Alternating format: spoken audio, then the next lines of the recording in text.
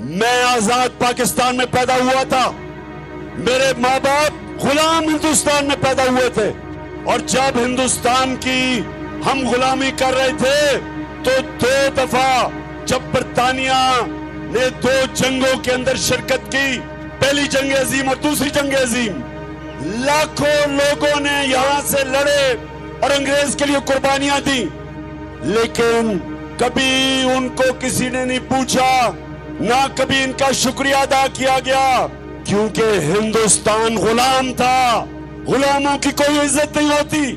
جب امریکہ کی جنگ ہوئی 9/11 کے بعد اور پاکستان نے امریکہ کی جنگ میں شرکت کی، تو سب کو آپ کو پتا ہے کتنے پختونخوا سے لوگوں نے قربانیاں دی انگریز کی جنگ میں، امریکنوں کی جنگ میں 80,000 پاکستانیوں نے قربانیاں دی۔ قبائلی علاقے کے لوگ جو سارے پختونخوا کے ساتھ اب حصہ بن چکے ہیں، قبائلی علاقے کے لوگوں نے سب سے زیادہ قربانی دی، 35 لاکھ لوگوں نے نقل مکانی کی۔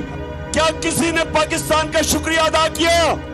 کیا امریکہ نے کہا کہ شکریہ پاکستان، آپ نے 80,000 اپنے لوگ قربان کر دیے، 3 گنا زیادہ ہماری فوجیوں نے قربانی دی بنسبت جو امریکن افغانستان میں جن کی جانیں گئی؟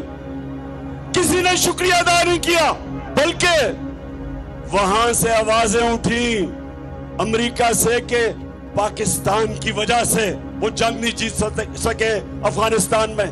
زرداری اور شریف 10 سال جب انہوں نے حکومت کی، 2008 اور 18 کے درمیان 400 ڈرون اٹیک ہوئے پاکستان کے اوپر، اور قبائلی علاقے میں آپ جانتے ہیں کہ ڈرون اٹیک کیا ہوتا ہے۔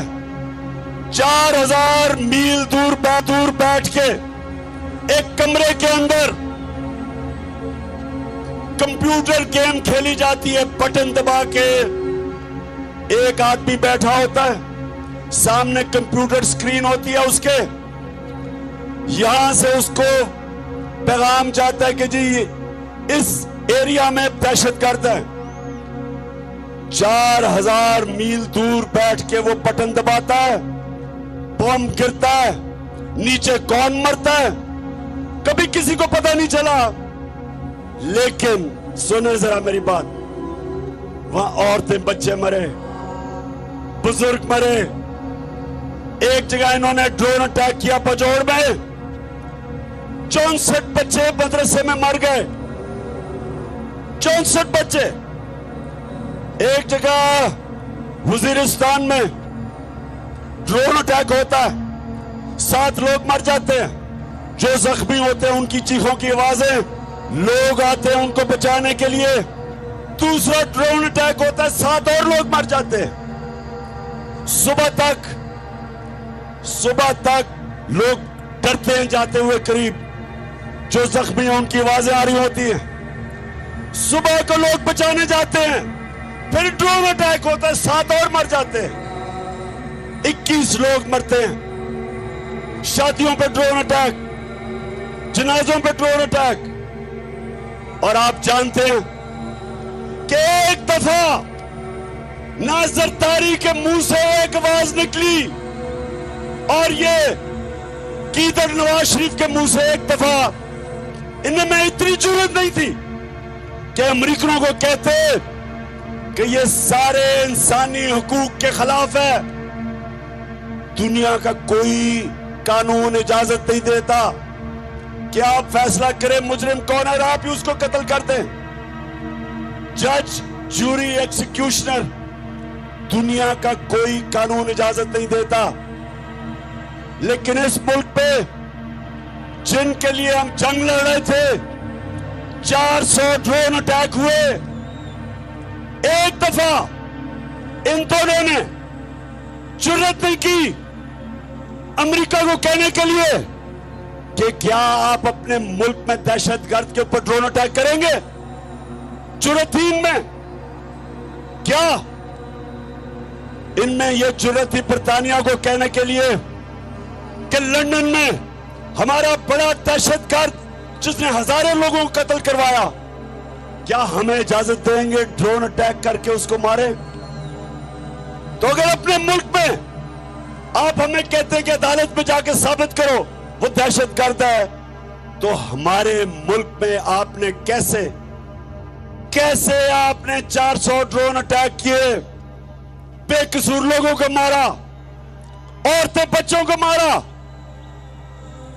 और ये तो जिनको फिर से इन दो खानदानों को फिर से जो मुसल्लत किया इसीलिए किया है कि ये उनके गुलाम हैं, इनमें जुर्रत नहीं है, ये पैसे की पूजा करने वाले हैं, ये पैसे के बुत की पूजा करने वाले हैं, इनके पैसे पड़े हैं बाहर, इनके लंदन में अमेरिका में पैसे पड़े हुए हैं, ये कभी अपने लोगों के हकूक के लिए, उनके फायदे के लिए, ये कभी अपनी जुबान उनके अपने आकाओं के सामने जुबान नहीं खोलेंगे।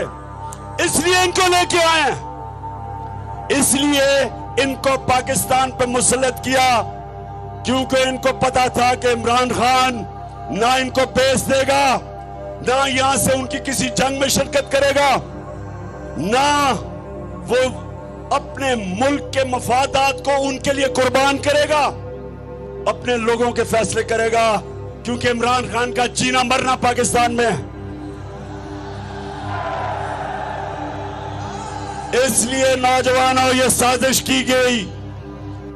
भुट्टो और शरीफों के खानदान 30 साल से इस मुल्क के ऊपर हुक्मरानी कर रहे हैं।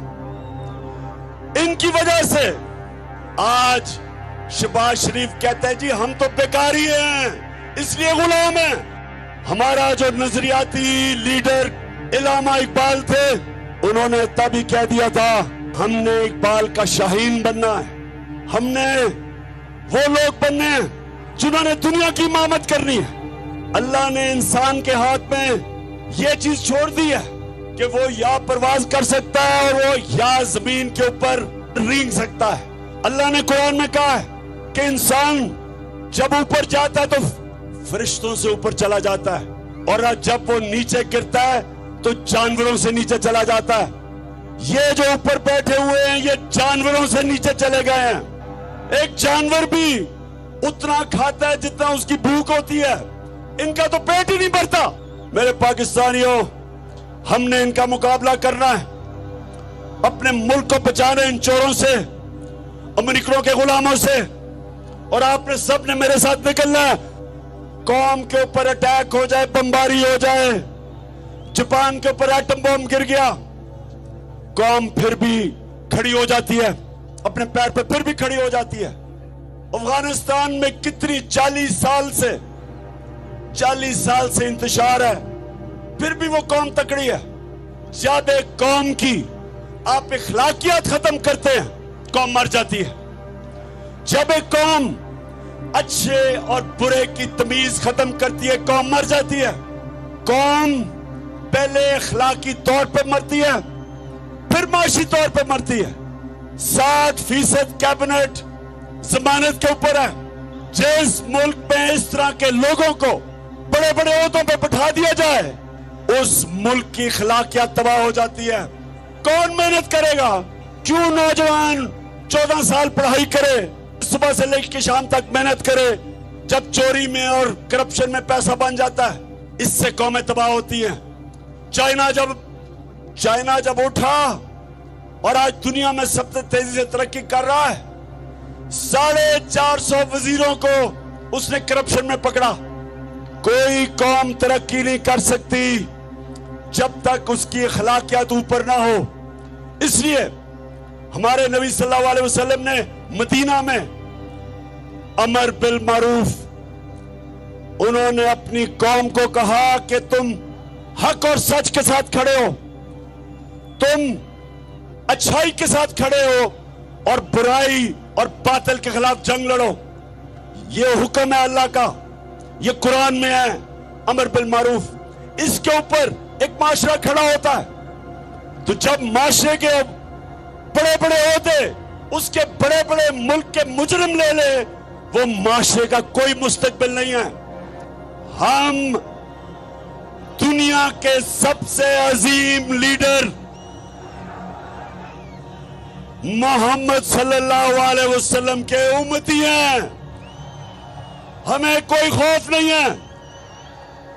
अल्लाह कुरान में कहता है जो लोग मान लिए अल्लाह उनके खौफ दूर कर देता है। हमारे में कोई खौफ नहीं है।